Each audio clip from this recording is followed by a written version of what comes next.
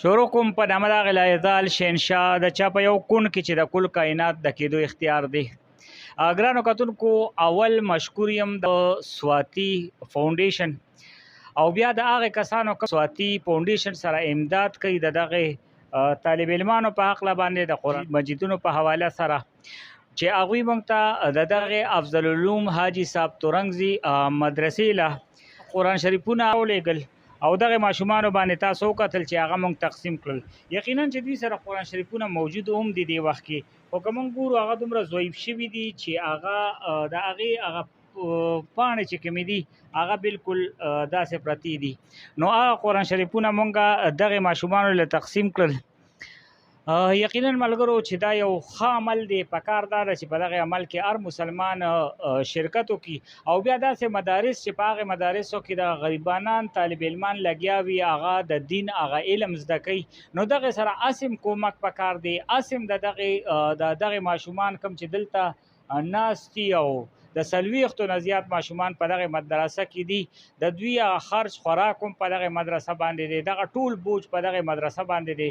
نو موږ له پکار دی چې دغه مدارس سره موږ خامخا امداد وکړو او داسې امداد وکړو چې دغه ځوانان او دغه ماشومان چې کله لوی کېږي چې دغه د معاشرې یو کارآمد شهري وي، دغه د هر قسم زیاتې نه، د هر قسم ګناه نه، د دغه نه تقریبا پاک وي، یا د هغې علم ورته چې کومه ګناه ده، کم کې ملک دپاره خطره ده، کم کې معاشرې دپاره خطره ده، نو دا هغه ماشومان دي چې دا لوی شي، دا به د دغې معاشرې یو کارآمد شهري وي، دا به دین خوري او د دین په خدمت کې به لګېږي. د دغې ماشومانو دغه قرآن شریفونه چې کم دي، نو دغه قرآن شریفونه هسې خو یو معمولي غوندې خبره ده، ډېر کم قیمت باندې دغه میلاویږي، دغه اړو څه قیمت وینه، خو په دغه کې چې دوی تعلیم او دغه علم حاصل کړي او دغه قرآن شریف ووایي، نو دوی چې تر څو پورې کم ځای پورې دوی دا خورئ، نو هغې ځای پورې به دغه ثواب همدغه کسانو ته رسي کوم خلک چې په دغه کې کومک کوي، مرسته کوي، ملګرتیا کوي. قاري صاحب نه به تپوس کوو، قاري صاحب څونه ماشومان دي تاسو سره؟ دلته خو په الحال موږ سره 43 کسان دي او له داخلو ورځې دي نو داخلي شروع دي، نور طالبان هم رابطه کې دي، طالبان ډېر راځي.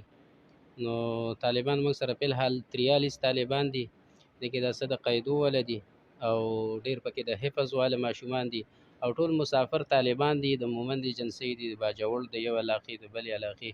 نو دغه مسافر طالبان دي، بس د دوی سره ستاسو موږ شکریا ادا کوو چې تاسو موږ له دا امداد راوړو. دا یو داسې امداد دی چې دې باندې به اجر او ثواب تاسو ته الله درکوي. او قرآن شریفونه دوی چې څومره تلاوت کوي، دا چې چا د فاونډیشن والا کم کسان دي، فضل الوهاب سواتی صاحب، دا ټول چې کوم دی دا اجر او ثواب به ټول هغوی ته رسي او الله دې د هغوی په عمر کې برکت واچي، الله دې ستاسو په عمر کې برکت واچي. دا دونه لوی اقدام هم وکړو ځکه چې یقینا د قرآن مجیدونه بیخي د ماشومانو ضعیفه وو او پاڼې به تې اکثر لکه داسې شوې چې لکه پکي به تې اوچتې کړې هوا، نو داسې حد ته رسېدلي وو.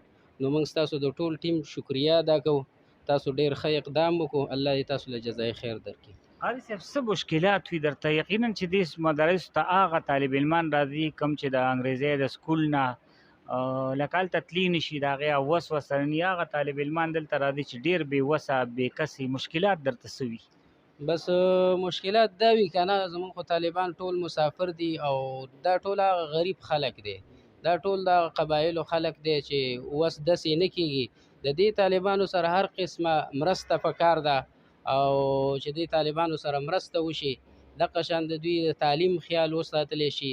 د دوی تعلیمي کمزورۍ هم ډېرې زیاتې دي نن سبا په قبایلو کې، هلته سکول نشته دی، بله سرکاري اداره نشته دی، به دقه موږ دلته راوستي دي او د قرآن د علم زده کوي او سار کې خپل سکول هم وایي دلته. بس دوی ته خو د هر قسمه ضرورت دی، د تعاون ضرورت دی، لکه طالبان دي، طالبانو باندې خرچه کول دا ډېره لویه سعادت خبره ده. نو طالبان خو مسافر طالبان دي، دوی باندې هر قسمه خرچه پکار ده، دغه شانتې د کپړو، د قرآن مجیدونو، د نورو کافیانې مافیانې د دوی لګي، دغه شانتې د لنګر خرچه ده. نو دا ټولې خرچې په مدرسه کې د تاسو ټولو ته خلکو ته معلومې دي خو دې طالبانو باندې خرچه کول پکار دي. خرچه کول پکار دي. ګرانو کتونکو یقینا چې ډېر لوی اقدام دی، ډېر لوی خدمت دی د دغه ماشومانو. که فرض که مونږ معاشره دوی سره په دغه امداد کې شریک نشو نو بیا دا مدارس هغه شانتي چلیدی نشي. نو دغه ګلونه ماشومان دي، الله دې وکړي چې دا لوی لوی عالمان جوړ شي. نن که زمونږ په علاقه کې ګورئ شیخ ادریس صاحب موجود دی، ډېر لوی لوی علما موجود دي، هغه هم د دغسې مدارسو نه اوتې خلک دي. نن د هغوی په زرګونو په لکونو شاګردان د هغوی دي. الله دې وکړي چې دغه مدرسه کې دغه طالب علمان هم په دغه کې یو شیخ ادریس صاحب پیدا شي، په دغه کې یو فخر الاسلام صاحب پیدا شي، په دغه کې یو شیخ حسن جار صاحب پیدا شي، په دغه کې دغه لوی لوی علما چې کوم دي هغه هم پکې پیدا شي. زمونږ به دغه ماشومانو ته هم درخواست دي چې تاسو راغلي یې خپل سبق په شوق وایې او د فضل وهاب سواتی فاونډیشن د طرف نه چې کوم امداد ان شاء الله هغه به تاسو پسې رارسي. د دغه خبرو فکر مه کوئ. محمود جان عمرزی درنه سره د خپل کیمرامین عمر بچی اجازه غواړي د لوی الله امان.